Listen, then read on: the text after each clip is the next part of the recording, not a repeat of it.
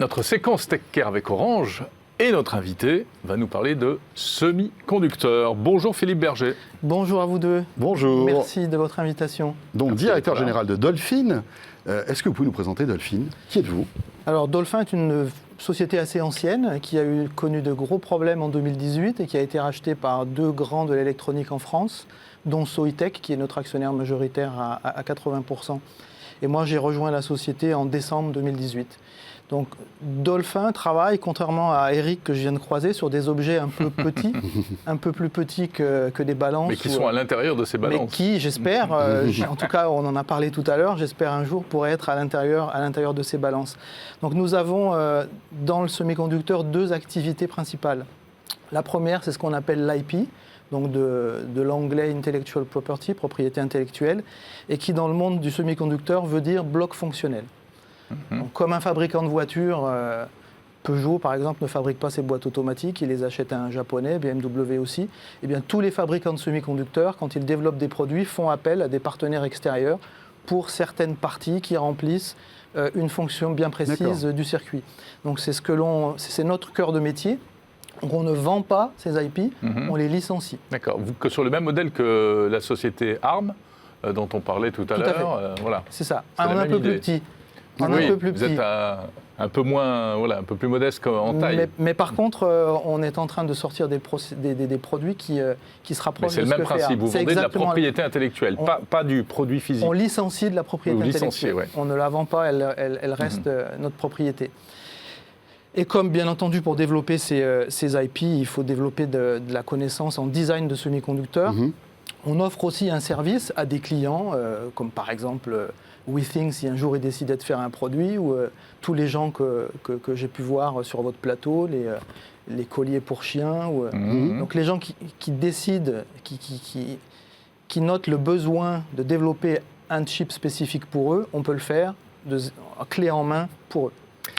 Avec une particularité, voilà. C'est que vous œuvrez pour avoir un moindre impact écologique. Merci.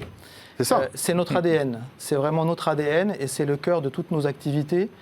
Tout ce que l'on fait, que ce soit sur des IP analogiques ou digitales, tourne autour de l'ultra-efficience énergétique.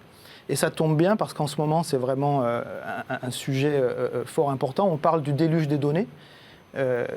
Tous nos objets connectés, là j'ai pas ma montre connectée aujourd'hui, mais on en a tous, les AirPods, les pèse-personnes dont on parlait, les pèse-personnes, les colliers pour les chiens, smartphones, les tapis connectés, échangent de plus en plus de données sans même notre contrôle, souvent avec le cloud.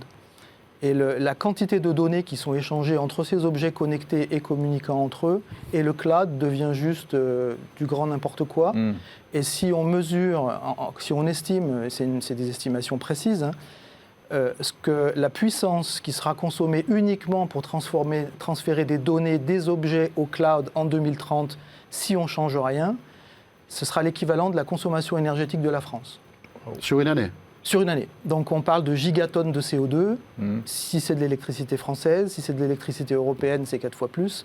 Donc c'est juste un problème qu'on ne peut pas laisser de côté. Mais ce n'est pas une fatalité pour vous. C'est-à-dire qu'on peut pallier à ce type de choses. Alors il y a une façon très simple, c'est de transférer la plupart des calculs du cloud vers les objets. C'est ce qu'on appelle le edge computing ou le AI OT, donc les objets connectés on rapproche le cloud du device. On rapproche le calcul compliqué qui avant ne pouvait être fait que dans le cloud, dans les objets.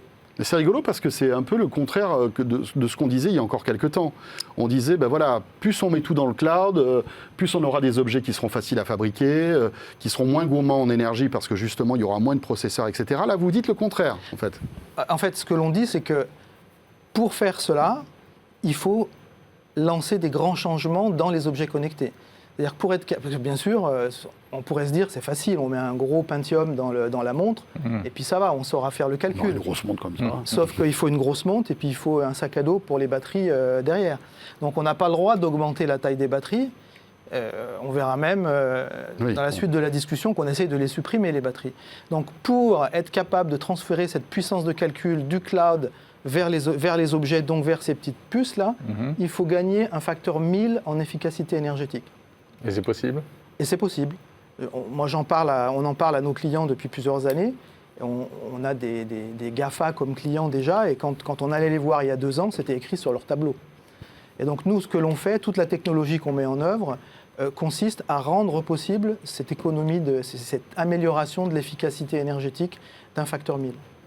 C'est tout notre travail. Donc ce qu'on a lancé depuis 2018, c'est ce qu'on appelle des plateformes d'IP. Quand je suis arrivé dans la société Dolphin, j'ai expliqué aux employés que je voulais passer du modèle Carrefour au modèle Ikea. Donc Carrefour, on vient avec le caddie, on achète un petit morceau par-ci, un petit morceau par-là.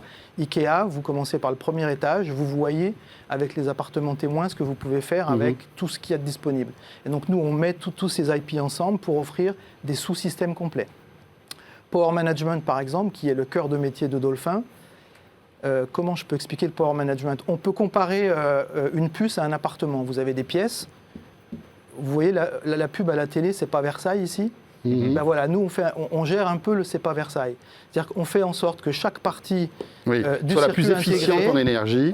ne soit d'abord alimentée que lorsqu'on en a besoin, Qu'elle soit la plus sobre et possible. qu'elle soit alimentée par de l'énergie qui a été générée avec le moins de pertes possible.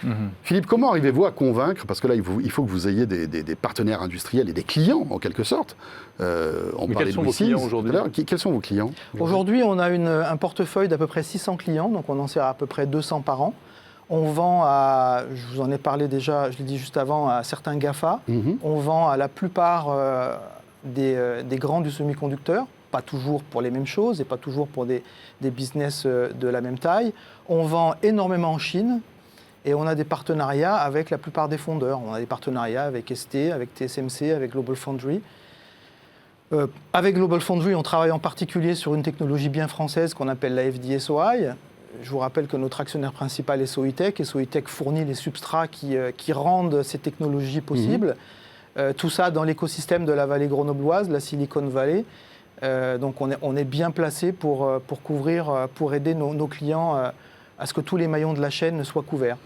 Est-ce que, in fine, votre solution coûte plus cher pour un industriel à implémenter qu'une solution, on va dire, traditionnelle? Non. De toute façon, le challenge permanent, c'est que ça coûte chaque année un peu moins cher que l'année précédente. Donc on est obligé de transférer nos IP dans des technologies de plus en plus denses pour qu'à la fin, le client qui achète nos IP, il a 2 facteurs coûts. Il a l'argent qu'il va nous donner pour la licence, et ensuite c'est la taille de leur puce, donc les millimètres carrés. Et donc la grosse nouveauté, si je peux encore dire un mot, c'est une des IP qu'on a lancées, c'est un processeur d'intelligence artificielle pour faire du calcul neuronal qu'on a développé en coopération avec le CEA.